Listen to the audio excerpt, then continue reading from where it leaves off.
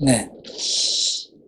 성경에서 말하고 있는 것 같이 이 세상에서는 지혜롭고, 즉 똑똑하고 총명하고 일을 잘하고 탁월한 능력이 있고, 그 다음에 문벌, 집안이 좋은 사람들 많지 않습니다. 그러니까 대부분 많은 사람들은 이걸 원하죠. 정말 똑똑하고 명석하길 원하고, 그 다음에 능력 있는 자가 되기 원하고, 그래서 부와 명예를 쌓아서 가문을 아주 좋게 명문 가문을 만들려는 그런 마음이 있습니다. 그래서 어떤 분은 그것이 소망이에요. 그것을 위해서 기도를 많이 합니다. 그러니까 자기 자녀들도 아무나 못 만나게 합니다. 학교도 좋은 학교 나와야 되고, 부모도 좋은 학교 나와야 되고, 거기다 믿음도 좋아야 되고, 신앙생활도 잘해야 되고, 그런 사람들이 별로 없거든요. 그리고 뭐 결혼 못하고 계속 사는 거죠. 그럼 자기는 그런가? 자기는 그렇지 않은데 그걸 원해요. 부모의 욕심이 자녀들을 희생시키고, 결국은 그렇게 기도하고 열심히 사는 분이 하나님의 영광을 나타낼까요? 못 나타낼까요? 그렇지 않다는 것을, 못 나타낸다는 것을 우리가 잘 압니다. 그럼에도 불구하고 우리는 그 사람뿐만이 아니라 내 안에도 그런 마음들이 항상 있습니다. 참 이상해요. 성경에서 어떻게 말하고 있는지 그것을 우리가 잘 알면서 우리는 그 반대로 사는 경우가 너무나 많은 것 같습니다. 그래서 성경의 27절부터도 보면, 그러나 하나님께서, 하나님은 누구를 부르시고 택하셨는가? 그 소수에 탁월하게 지혜롭고 능력 있고 문벌 좋은 사람들을 뽑아가지고 그들을 부르셔서 그들을 통해서 하나님이 일하시는 것이 아니고, 세상의 미련한 것들을 택하사 지혜 있는 자들을 부끄럽게 하려 하시고, 세상의 약한 것들을 택하사 강한 것들을 부끄럽게 하려 하시며, 하나님께서 세상의 천한 것들과 멸시받는 것들과 없는 것들을 택하사 있는 것들을 폐하려 하시나니 그랬어요. 하나님은 정반대로 일하신다는 겁니다. 지혜로운 자가 아니라 미련한 자들, 강한 자가 아니라 약한 자, 많은 사람들에게 인정받고 칭찬받고 하는 사람들이 아니라 천하고 멸시받는 사람들, 있는 자가 아니라 건강하고 재력도 있고 실력도 있고 배경도 있고 이런 사람이 아니라 없는 자, 힘도 없고 백도 없고 돈도 없고 학벌도 없고 집안도 별 볼 일 없고 인물도 없어, 이런 사람들을 하나님이 택하시고 부르셔서 은혜를 베풀어 주신다는 겁니다. 그런 자들에게 예수님은 자기가 이 땅에 사신 일을 맡겨주셨다는 겁니다. 이게 놀라운 비밀입니다. 우리를 한번 잘 생각해 보세요. 우리가 언제 예수님을 알았습니까? 언제 하나님의 그 놀라운 은혜와 사랑을 체험했습니까? 내가 힘이 있을 때입니까? 힘이 다 빠졌을 때입니까? 내가 돈을 잘 벌고 사업이 잘 될 때입니까? 아니면 망했을 때입니까? 남편이 잘 되고 아내가 잘 되고 자식들이 잘 나갈 때입니까? 아니잖아요. 자식이 전혀 잘못됐을 때, 심한 경우는 자식이 죽었어. 그래서 예수 믿고 하나님께 돌아온 가정이 있습니다. 명문대학을 부부가 나왔습니다. 사업을 잘했습니다. 대기업의 임원이었습니다. 그런데 잘못해가지고 사업이 부도가 나고 감옥까지 갔어요. 거기서 성경 보고 예수 믿고 은혜 받고 구원받은 사람이 있습니다. 모든 사람들의 간증이 그래요. 2000년 동안, 앞으로도 마찬가지일 겁니다. 힘이 있고 똑똑하고 지혜롭고 많은 것을 누리고 소유했을 때 예수 믿는 사람들 별로 없어요. 소유했던 것을 다 잃어버렸을 때, 건강을 잃어버렸다든지 명예를 잃어버렸다든지 이와 같이 멸시받고 천히 여김을 받을 정도로 별 볼 일 없는 사람, 심하면 살 소망이 없을 정도로 낙심하고 좌절되고 슬픔이 가득 찼을 때 대부분 예수님을 믿게 되고 하나님의 놀라운 은혜와 사랑을 성령으로 체험하게 됩니다. 맞습니까? 아닙니까? 우리도 간증을 들어보면 대부분 그렇습니다. 극한 고난과 아픔과 절망에 빠졌을 때 마음을 열고 예수님을 영접합니다. 그때 간절한 마음으로 하나님께 기도하고 그래서 하나님의 큰 은혜를 체험합니다. 제자들도 보세요. 예수님이 예루살렘에서 그 쟁쟁한 엘리트들, 율법사, 제사장, 서기관들, 바리새인들 중에 찾지 않았습니다. 그 부자였던 당시 잘 살았던 사두개인들 중에서 뽑지 않았습니다. 저 갈릴리 바다에서 고기 잡는 어부들, 욕먹고 멸시받고 천대받는 세리, 제자로 부르셨습니다. 우리도 마찬가지.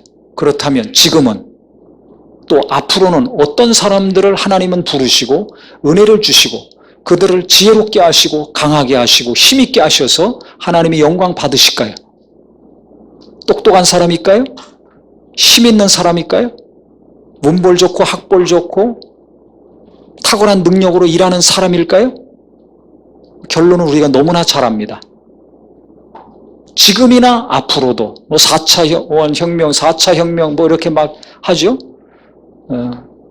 두려워할 게 별로 없어요. 하나님은 몇 차, 4차건 5차건 6차건 7차건 산업혁명이 앞으로 일어난다 할지라도 하나님은 오늘이나 어제나 내일이나 똑같이 내 힘으로 살 수 없다는 것을 철저히 깨닫는 자들, 내 능력으로, 내 지혜로, 내 힘으로 하루도 살 수 없다는 것을 철저히 깨닫는 자들, 너무나 그것을 깨달아서 완전히 자기 자신이 무너져서 살 소망까지 없어질 정도가 된 자들을 하나님은 부르시고 만나시고 그들에게 은혜를 주시고 놀라운 사랑과 능력을 베풀어 주실 것입니다.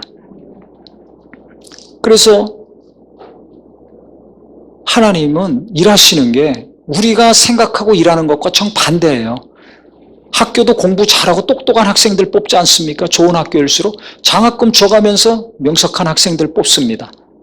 기업도 세계적인 기업들, 대기업들은 어떤 사람 뽑습니까? 미련한 사람 안 뽑습니다. 무능력한 사람, 약한 사람 뽑지 않습니다. 어디다 떨어뜨려 놔도 일 잘할 수 있는 탁월한 지혜와 적응력과 융화력과 창조력이 있는 사람들 골라서 뽑았습니다. 연봉을 많이 줘가면서 스카우트해 갑니다. 그런데 교회는, 하나님의 나라는 그런 사람들을 뽑아서 쓰는 것이 아니에요. 우리가 이걸 잘 알아야 됩니다. 하나님과 세상은 정반대입니다. 하나님의 나라와 마귀의 나라는 정반대입니다. 빛의 세상과 어둠의 세상은 완전히 반대예요. 교회와 세상의 기업이나 단체와 조직과는 정반대입니다. 근데 어느 순간에 교회가 세상의 조직이나 단체나 큰 기업과 닮아가고 있습니까? 안 닮아가고 있습니까? 닮아가고 있는 게 아니라 이미 닮아졌어요. 우리도 모르는 사이에. 잘 생각해 보세요. 나는 미련한 사람 원합니까? 똑똑한 사람 원합니까? 문벌 좋고 가문 좋은 사람들과 가까워지길 원합니까? 별볼일 없는 사람들과 가까워지길 원합니까? 나는 뭔가 일을 탁월하게 잘하고 강하고 힘있고 교육도 잘 받은 사람과 친해지길 원합니까? 그렇지 못해서 하루하루 살기 어렵고 힘들고 지쳐 있는 사람들에게 마음이 가고 눈이 갑니까? 나를 잘 보시면 돼요. 뭐 교회가 어떠고 저쩌고 따지기 이전에 나는 어떤 사람들과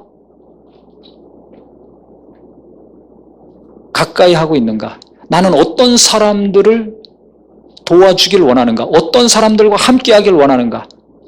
어떤 사람들과 함께 할 때 나는 기쁨이 있는가? 자기를 잘 생각해 보세요. 주님이 원하지 않는 사람들의 삶을 나는 추구하고 그런 사람이 되기 원하고 그런 사람들과 함께 하길 원합니다.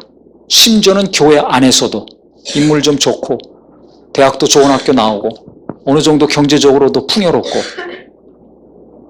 집안도 그렇고 그런 사람들과만 만나려고 하지 않습니까? 그렇지 않은 분들은, 세상에서 무시하는 사람들은 나도 무시하고 있지는 않는가? 못 산다고, 좋은 학교 안 나왔다고. 그러니까 하나님이 기뻐하지 않는 것을 우리는 계속 원하고서 그런 사람이 되려고 그러고 그런 사람들과만 같이 함께 하려고 하는 욕구가 있어요. 실제 그렇게 살고 그걸 내 자식들도 그렇게 하게 해달라고 기도를 날마다 하고 살고 있습니다. 그래서 교회가 이렇게 어지럽고 힘들어하지 않는가. 예수 믿지만은 힘없는 그리스도인들이 갈수록 늘어나고 있지 않는가 이렇게 생각이 됩니다. 왜 하나님이 이런 사람들, 똑똑하고 잘 나가고 힘있고 능력 있는 사람들을 부르지 아니하고 미련하고 힘없고 무능력한 사람들을 부르셔가지고 은혜를 알게 하시는가, 자기 자신을 나타내 주시는가? 그 이유가 있다는 겁니다. 왜 그렇습니까? 29절에 나와 있죠. 이는 아무 육체도 하나님 앞에서 자랑하지 못하게 하려 하심이라 그랬어요. 힘 있는 사람들, 능력 있는 사람들은 자기 힘과 능력을 자랑합니다. 사업을 잘하면 그 사업 잘하는 것을 자랑합니다. 자식이 공부를 잘하면 그것을 자랑합니다. 교회가 크고 숫자가 많으면 또 그것을 자랑합니다. 능력이 있으면 그것을 자랑해요, 사람들은.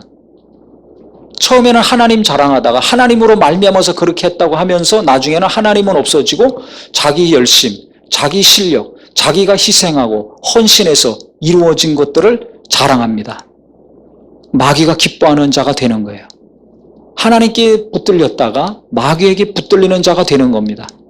빛 가운데 속했던 자가 어둠 가운데 어느 순간에 빠지게 되는 겁니다. 이걸 하나님은 아시는 거예요. 나는 자랑하지 않는데요. 난 자랑할 게 별로 없는데요. 아니에요. 잘 생각해 보세요. 내가 기도를 계속 합니다. 그럼 기도 안 하는 사람들 보면 무시가 됩니까? 안 됩니까? 나는 꼬박꼬박 헌금을 하는데 저 사람 보니까 헌금을 안 해. 그럼 시험 듭니다. 무시가 됩니다. 왜 헌금을 안 하지? 가정에 어려움이 있는가? 무슨 문제가 있는가? 믿음이 연약한가 보구나. 내가 저분을 위해서 기도해 줘야 되겠구나. 그래야 나중에 물질에 어려움을 당하지 않을 텐데. 이렇게 이해하려고 들거나 궁일이 여기는 마음이 있거나 해서 기도해 주든지 아니면 정죄하지 않던지 무시하지 않는 것이 그리스도인의 삶 아닙니까? 그런데 나는 나보다 신앙생활을 제대로 안 하는 사람들 봤을 때 기도를 안 하거나 헌금을 안 하거나 예배를 안 나오거나 뭔가 열심히 없거나 봉사를 안 하거나 이런 사람들 봤을 때 벌써 정죄하거나 무시한다면 교만한 거죠. 우리는 내가 아는 교만도 있고 모르게 형성된 교만함이 너무나 많습니다. 이거를 알아야 되는데 모르는 거예요. 그래서 이 교만, 나는 하는데 왜 너는 안 하냐? 우리는 하는데 당신들은 안 하고 있잖아. 못 하고 있잖아.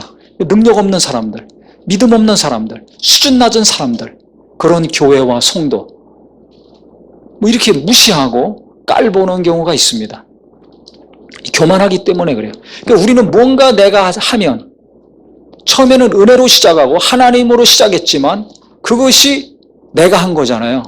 기도도 내가 하고 내가 무엇인가 열심히 하고 노력해서 이루어지면 그 행위 자체를, 그 결과 자체가 내 의가 되고 자랑거리가 됩니다. 인간이 어려운 게 제가 생각할 때는 가장 힘든 게 겸손해지는 게 가장 어려운 것 같아요. 교만은 노력 안 해도 그냥 교만해져요. 얼굴만 좀 이뻐 보세요. 얼마나 교만 떱니까? 네? 조금만 살 좀 빼보세요. 살 좀 찐 사람 보면 무시하지 않습니까? 자기 관리를 잘해야지. 자기 관리도 못하면서 뭐 하는 거야 저거 지금. 속으로 무시합니다. 우리가 사람들 보면서 교회 안에서도 성도들 보면서 내가 잘하거나 이룬 것과 비교하면서 다른 사람들을 무시하거나 정죄하는 것들이 많습니다.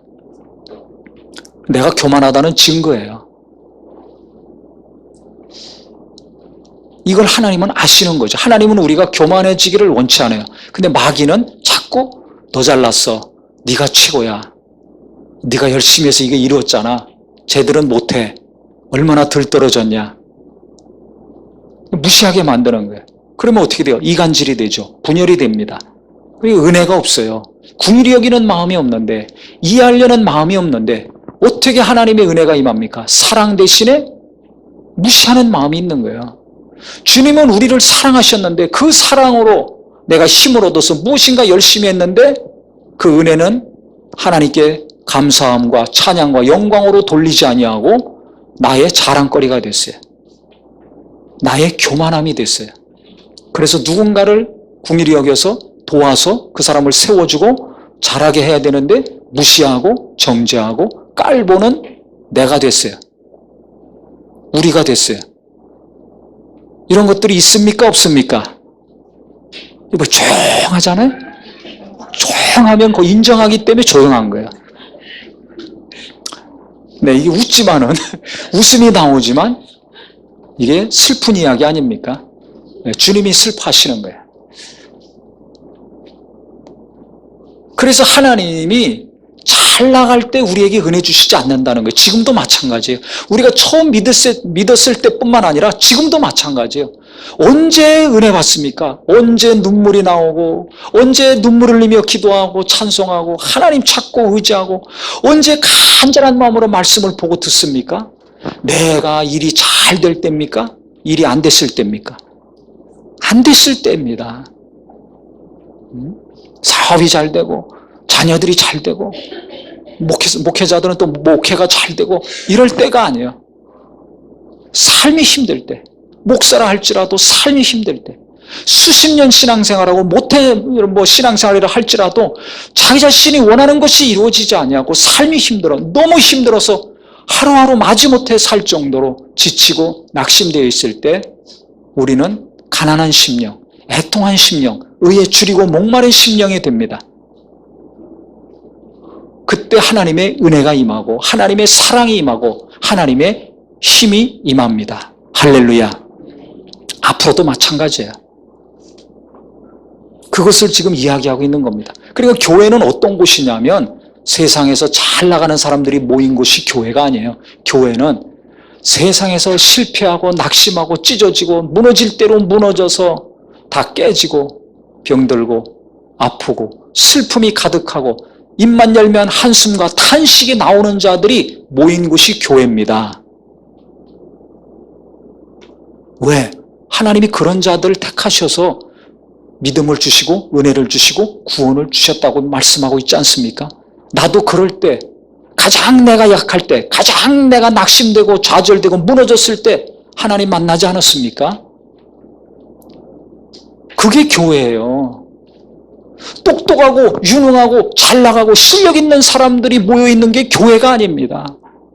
그러니까 진정한 성도는, 진정한 그리스도인들은 이 땅에서 가장 가슴 아프고 힘들게 사는 사람들의 탄식과 한숨 소리에 귀를 기울이는 사람들입니다. 이거 하니까 잘 됐어요. 저거 하니까 성공했어요. 이렇게 하니까 애들 명문대학 보냈어요. 이게 아니라 그 소리에 귀를 기울이고 쫓아다니는 사람이 아니라 자식 키우기 너무 힘들어서 한숨이 나오고 사업이 안 돼서 탄식이 나오고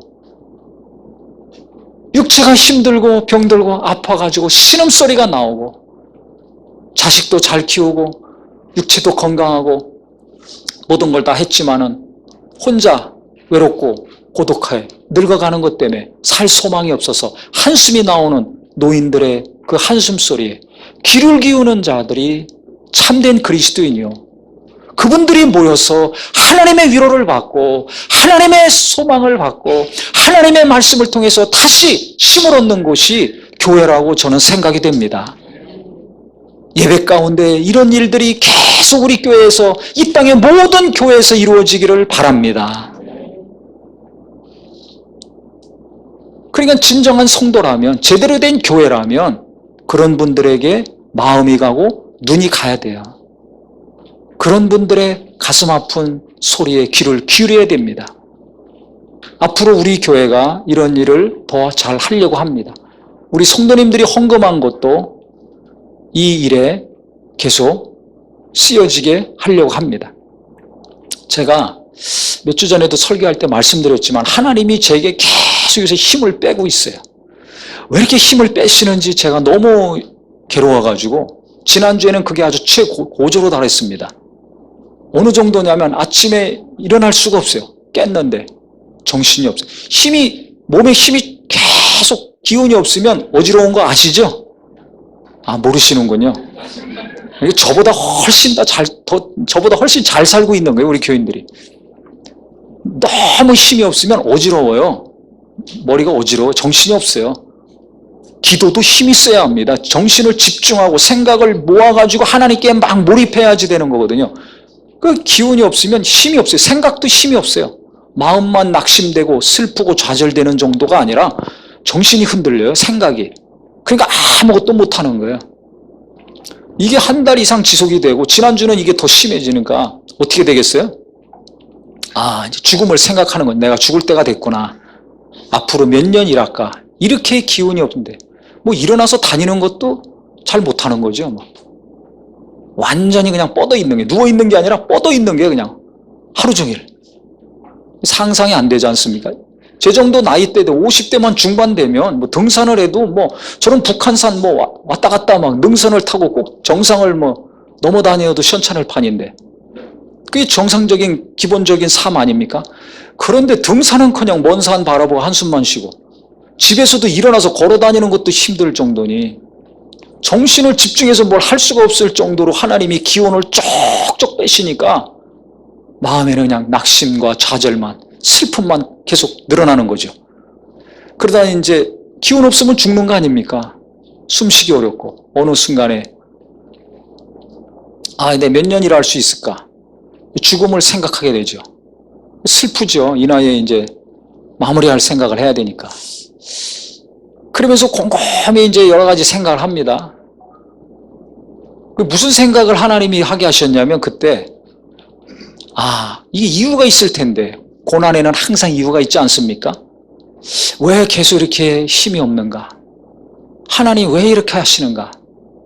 이유가 있을 텐데 하나님이 딱 주시는 생각은 내가 이렇게 하나님이 기운도 없게 하시고 계속 좌절되게 하시고 낙심되게 하시고 슬픔을 가득 채우시는 것을 보니까 혹 이런 상태로 살고 있는 교인들이 있지 않는가? 물질 문제 때문에 아니면 질병 때문에 아니면 사업 때문에 자식 때문에 겉으로 볼 때는 멀쩡한 것 같지만은 마음이 무너질 대로 무너진 사람이 있지는 않는가?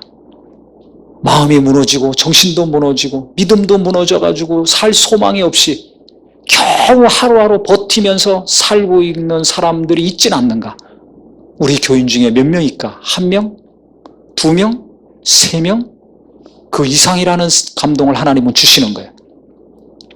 그러니까 지금 옆에 앉아서 찬양하고 기도하고 예배하고 매주 보지만은 이 중에는 또 이 자리에는 없지만 말씀을 유튜브를 통해서 듣는 많은 성도들 중에는 하루하루 사는 것이 힘들고 버거운 사람들이 분명히 있을 것입니다. 많습니다. 그런 마음을 하나님이 주시는 거예요. 네가 그것을 체험해 봐야 알지. 마음이 무너지고 생각이 무너지고 바닥을 쳐야지 갈 때까지 내려가 봐야 이 시대에 힘들게 사는 성도들의 삶을 알지 않느냐. 박종현 목사야. 너 기운 없다고 힘들어하고 낙심하고 좌절해서 누워있는데 너같이 힘없는 사람들이 부지기수다. 너같이 좌절되고 낙심되고 기운이 빠질 대로 다 빠져서 겨우겨우 학교로 향하는 중고등학생들이 너무나 많다.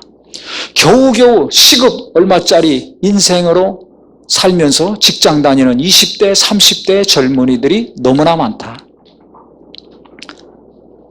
부모 잘 만나고 실력 있고 똑똑하고 유능하고 명석한 두뇌를 갖고 태어나고 부모가 공부 잘 시켜주고 의지도 강하고 인물도 좋고 그래서 잘 나가는 자들도 있지만 그것은 소수고 나머지 대부분은 가정도 힘들고 공부도 힘들고 살기가 어렵다. 오늘 성경 말씀입니다. 그런데 하나님은 그 자들에게 관심이 있다는 거예요. 이 세상을 살아가기 어렵고 힘든 자들, 오죽하면 멸시받고 천대받는 것들이라고 합니까? 자들도 아니고 모든 사람들이 봤을 때 무시하는 사람, 천대받는 사람들, 하루하루 살기가 어려운 사람들 아닙니까? 어떻게 삽니까? 알바도 아무나 합니까? 똑똑하고 일 잘해야 계속 알바도 하죠. 멍청해 보세요. 미련해 보세요. 아르바이트 하고 싶어도 못하는 사람들이 있습니다. 젊은이들 중에. 이런 사람들 어떻게 삽니까? 부모도 무시해, 교인들도 무시해, 아르바이트 할 수도 없어요. 무시당해가지고. 어떻게 살으라는 거예요? 그런데 하나님은 그런 사람들에게 더 많은 관심이 있어요. 나도 그와 같은 상태에서 구원받고 은혜를 받았고, 하나님은 지금도 그런 자들에게 관심을 갖고 손을 내미시고 그들을 부르시고 도우시려고 하신다는 겁니다. 이런 생각과 마음을 자꾸 주시는 거예요.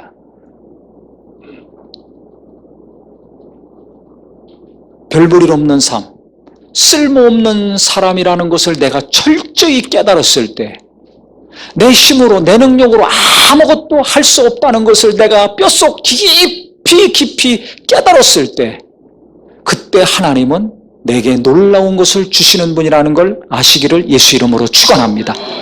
왜? 그렇지 않으면 내가 교만해지고 우쭐해지고 원수에게 붙들려 쓰임받는 자가 되기 때문에 그래요.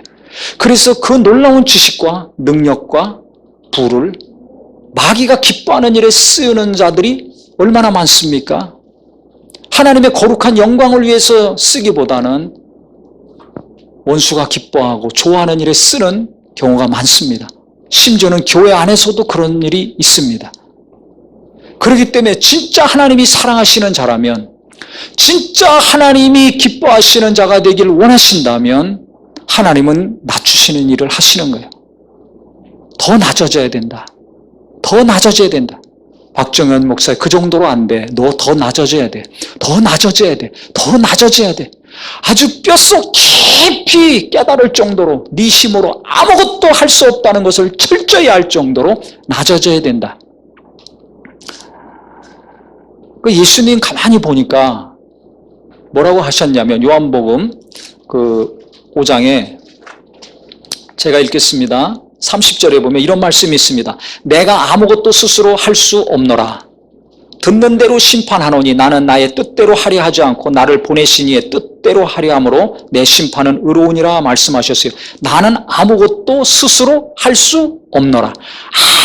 아무것도 나는 할 수 없다는 거예요.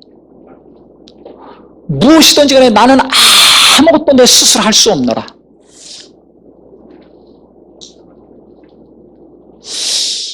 저는 이 말씀이 너무 은혜가 됩니다.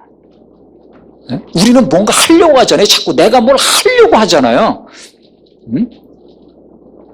근데 진짜 하나님의 사람이 되려면, 성령의 사람이 되려면 하나님은 어떤 것을 부어주셔서 그걸 이루시기 이전에 이 상태로 만드시는 거예요. 나는 아무것도 스스로 할 수 없노라. 완전히 밑바닥까지. 완전히 나는 쓸모없는 사람이구나. 나는 아무 쓸모없는 사람이구나. 나는 무가치한 사람이구나. 나는 아무것도 할 수 없는 사람이구나. 눈도 못 뜨고 숨도 못 쉴 정도의 사람이구나 라는 것을 깨닫게 하실 때까지 하나님은 낮추시는 거예요. 이게 얼마나 힘들겠어요. 연단은 힘듭니다. 고통스럽습니다. 너무 슬프고 낙심이 됩니다. 그런데 그 괴로워만 하지 마시고 그 어려운 가운데, 고난 가운데 하나님이 나를 온전케 하시려고 낮추시는구나 라는 것을 깨닫는다면 그때부터 하나님의 은혜와 능력이 내게 임하는 것을 체험하실 수 있습니다. 이것들을 계속 하나님이 알게 하시고 감동하시고 깨닫게 하시는 거죠. 그래서 예수님이 뭐라고 하셨냐면 요한복음 14장 12장 49절에 보면 내가 내 자의로 말한 것이 아니오 나를 보내신 아버지께서 내가 말할 것과 이룰 것을 친히 명령하여 주셨으니 그랬습니다. 나는 내 자의로 말한 것이 아니다 그런 거예요. 내 뜻대로, 내 생각대로, 내 의지를 사용해서 말하는 것 하나도 없다는 거예요. 아버지께서 내게 말씀하신 거 그것을 나는 말하는 것이다. 가르치는 것이다. 이렇게 말씀하시는 겁니다. 그러니까 예수님이 얼마나 많은 일을 하셨습니까? 얼마나 많은 능력을 행하셨습니까? 하나님이 기름 붓던 놀라운 능력을 예수님에게 계속 부어주셨습니다. 그건 왜 그래요? 똑똑해서? 유능해서? 아닙니다. 나는 아무것도 할 수 없다. 나는 아무것도 내 자의로, 내 뜻대로, 내 임의로 말하지 않는다. 이 상태가 되니까 하나님이 계속 부어주시는 겁니다. 계속 부어주시는 거예요. 근데 내가 뭔가를 하고 싶은 것이 있어. 하려고 해. 하고 있어. 그러면 하나님의 부어주시는 것이 조금밖에 담겨지지 않습니다. 우리 안에. 하나님이 내게 많은 것들을 은혜요, 능력이요, 지혜요, 힘을 많이 내게 부어주시기 원합니까? 누구나 다 원하죠. 그러려면 어떻게 돼요? 내 안에 아무것도 없어야 돼요. 아무것도 없어야 돼요. 완전히 비워야 돼요. 완전히 죽어야 돼요. 살아있는 것이 뭐라도 있으면 하나님이 그것을 죽이시거든요.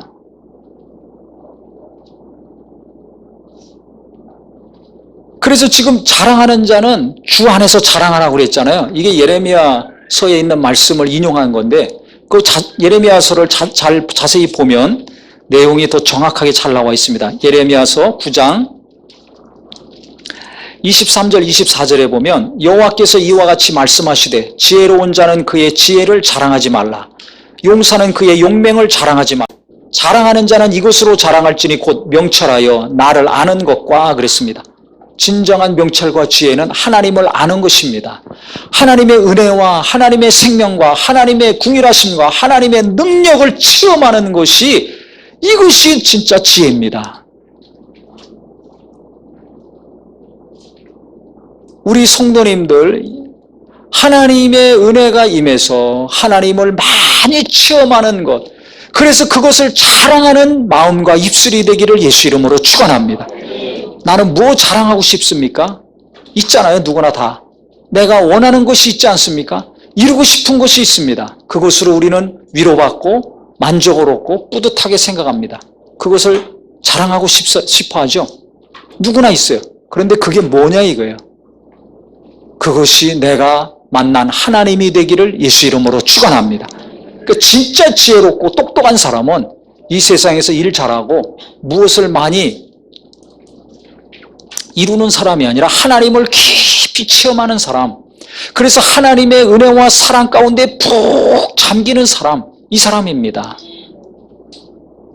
자랑하는 자는 이것으로 자랑할지니 곧 명철하여 나를 아는 것과 나 여호와는 사랑과 정의와 공의를 땅에 행하는 자인 줄 깨닫는 것이라 그랬어요.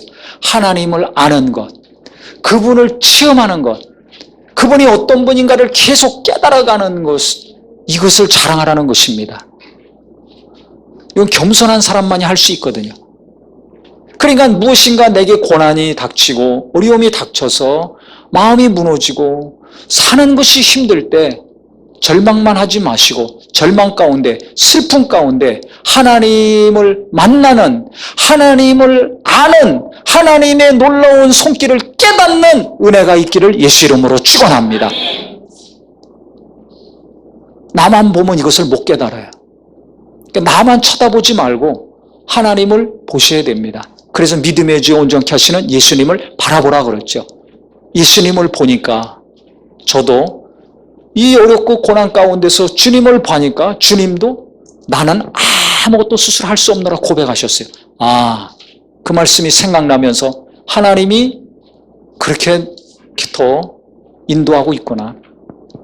더 하나님이 온전케 하시려고, 더 겸손하게 하시려고 아무것도 네 힘으로 하려고 하지 말아라. 아무것도 네가 무엇인가를 하려고 하지 말아라. 그럼 뭘 하라는 겁니까? 내가 하겠다. 바울이 그래서 고백했죠. 내 능력이 약한 데서 온전하여짐이라 주님이 말씀하셨잖아요. 그래서 그때부터 바울은 자기의 약한 것들을 기뻐하고 자랑한다고 했습니다. 우리가 약할 때, 우리가 제로가 되면 하나님의 능력이 100% 내 안에서 일하신다는 겁니다. 할렐루야. 그러니까 나를 제로로 만드는 게 이게 힘든 거예요. 그래서 내가 하나님의 크신 능력 가운데 붙들려서 하나님이 일하시고 하나님이 영광 받으시는 역사가 이루어지기 원한다면 내 힘으로는 사업을 할 수가 없고, 내 힘으로는 자녀도 제대로 키울 수 없고, 내 힘으로는 직장일도 학교 생활도 할 수 없지만 하나님이 함께 하신다면 이것이 은혜 가운데 이루어집니다. 그랬을 때 우리는 하나님을 자랑합니다. 주님을 높입니다. 주님이 하셨습니다. 하나님이 하셨습니다라는 고백을 합니다. 그러니까 그런 사람들이 되기를 하나님은 원하시는 거죠. 그러려면 하나님은 우리를 계속 낮추셔야 돼요. 나를 낮추셔야 돼요. 힘을 자꾸 빼실 수밖에 없는 거예요. 이 사람 저 사람 이 일 저 일을 통해서 자꾸 힘을 빼실 수밖에 없는 거예요. 그래서 내가 안 되는 것 때문에 괴로워하시고 낙심만 하실 것이 아니라 하나님이 나 힘 빠지게 하시는구나. 네? 자꾸 힘을 빼시는구나. 왜 힘을 빼실까? 겸손하라고. 왜 힘을 빼실까? 하나님의 은혜와 사랑을 더 체험하라고. 내가 가장 연약할 때 하나님 만나고 하나님의 사랑을 깨달았습니다. 그래서 그때는 어땠습니까? 절망 가운데 있던 사람이 기쁨의 사람이 됐고 아무것도 없었지만 모든 것을 가진 사람처럼 담대하고 힘있는 삶을 살았습니다. 근데 그렇게 은혜 받고 그렇게 기뻐하고 그래서 만나는 사람마다 내가 만난 예수, 나를 구원하신 예수, 나를 살려주신 예수를 전했는데 어느 순간부터 예수님으로 말미암은 기쁨이 없어요. 예수님으로 말미암은 만족이 없어졌어요.